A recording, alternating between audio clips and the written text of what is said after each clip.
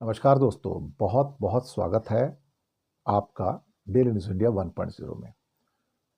दोस्तों, ऐसा लगता है कि ताइवान का नया फ्रंट शायद जल्दी खुल जाएगा। बहुत ज़्यादा दूर नहीं है। अब चीन तैयारी पूरी कर रहा है। ताइवान को इस बात का एहसास हो गया कि भाई अब परिस्थितियां उसके विपरीत जा रही हैं। ऐसे में अब सवाल ये उठ रहे हैं कि उनकी जो तैयारियां हैं वो तैयारियां बहुत बड़ी हैं। जो रिजर्विस्ट हैं सारे, उसको भी ताइवान ने वापस बुलाया है और सारी की सारी जो मिलिट्री एक्सरसाइज होती हैं वो शुरू कर दी गई हैं। मिसाइलों का परीक्षण किया जा रहा है, टैंक्स, बख्तरबंद गाड़ियां, साइबर वॉर, डिजिटल वॉर, ज़मीनी लड़ाई, आर्टिलरी, इन सब की पूरी तैयारियां इस समय चल रही हैं।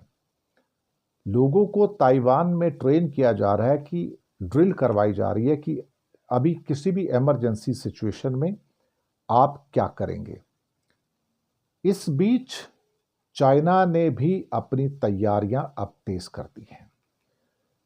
उसके पास 5th जनरेशन के 2 एयरक्राफ्ट हैं, J-35 और J-20 चंगदू, जिसके 200 से ज़्यादा एयरक्राफ्ट ऑलरेडी उसके पास हैं और उसकी स्कीम्स काफ़ी टाइम से चल रही है। एनाकोंडा स्ट्रेटजी तो आपको पता है।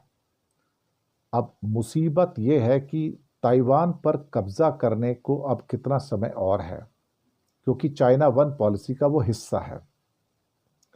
J-35 को भी सर्जिकल स्ट्राइक के लिए डिज़ाइन किया गया है और अब मुसीबत यह है कि ताइवान का साथ देने के लिए अमेरिका आगे आया है।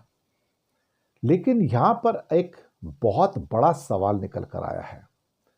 अमेरिका का जो सहयोगी है, एक मिलिट्री ट्रायड है वहां पर, वो जापान और ऑस्ट्रेलिया के साथ में है, जिसको ऑकस कहते हैं। अब अमेरिका ने यह सवाल पूछा जापान से और ऑस्ट्रेलिया से कि अगर चीन हमला करता है ताइवान पर तो क्या आप मेरा साथ दोगे? अगर मैं चाइना के अगेंस्ट वॉर में चला जाता हूं तो आप मेरा साथ दोगे? उनकी भूमिका क्या होगी? फाइनेंशियल टाइम्स की एक रिपोर्ट आती है जिसमें संभावित जो वॉर होगी ताइवान और चीन की, उसमें अमेरिका अपने प्रमुख सहयोगियों के साथ, पार्टनर के साथ, जो कि ऑस्ट्रेलिया और जापान है, उनसे पूछ रहा है आप बताओ आपका रुख क्या है।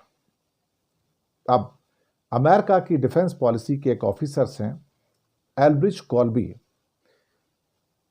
कुछ दिन पहले जब एक मीटिंग होती है, उस मीटिंग में ऑस्ट्रेलिया और जापान थे और उनसे सवाल पूछा गया कि अगर ये वॉर होती तो आप क्या करोगे, क्या आप हमारा साथ दोगे? ये दोनों देश चौंक गए, क्योंकि उन्हें इस सवाल की आशंका नहीं थी, क्योंकि जापान का ऐसा कोई इरादा नहीं कि वो चीन से वॉर में उलझ जाए, ना ही ऑस्ट्रेलिया का ऐसा कोई इरादा है कि वो चीन से वॉर में उलझ जाए। लेकिन ये सवाल आते ही दोनों भौचक्के हो गए कि ये सवाल हमसे क्यों पूछा जा रहा है, क्योंकि हमारा तो कोई भी ऐसा इरादा नहीं है कि हम चीन से कॉन्फ्रंट करें। लेकिन मुसीबत यह है कि अमेरिका ने क्वेश्चन पूछ लिया कि क्या आप दोनों, ऑस्ट्रेलिया और जापान, मेरे साथ खुलकर खड़े होंगे अगर मैं ताइवान को सपोर्ट करता हूं साउथ चाइना सी के अंदर चाइना के खिलाफ, तब आप क्या करोगे? अब इसके लिए जो जवाब कोई था भी नहीं उनके पास और वो चुप रहे। उनका कहना है कि हम इसके ऊपर कुछ नहीं कह सकते, ये आपका सवाल बहुत कठिन सवाल है और ये हमारे सामने क्वेश्चन कभी आया भी नहीं है। अब मुझे भी लगता है कि इस किस्म के क्वेश्चन के अराइज होने की कोई बात नहीं होनी चाहिए थी। ये क्वेश्चन क्यों आना चाहिए था? अल्टीमेटली इस क्वेश्चन को कोई अस्तित्व नहीं है। ये ठीक है, ऑस्ट्रेलिया की संधि है कुछ देशों के साथ में, अमेरिका की संधि है, जापान की संधि है, लेकिन उस संधि का मतलब थोड़ी कि अब चाइना से वॉर में चले जाओगे और ताइवान की ओर से लड़ाई लड़ना शुरू कर दोगे। ये शायद अमेरिका को परेशान करेगा कि इनमें से कोई नहीं आएगा, भले वो मेरे मिलिट्री साथी हैं। तो ये चीजें कॉम्प्लिकेट कर रही हैं। देखते हैं आगे क्या होता है, लेकिन मुझे लगता नहीं कि ऑस्ट्रेलिया, जापान अपने आप को इस पंगे में डालना चाहेंगे जिसका नाम ताइवान है। बड़ी सिंपल सी बात है ये। शुक्रिया आपका।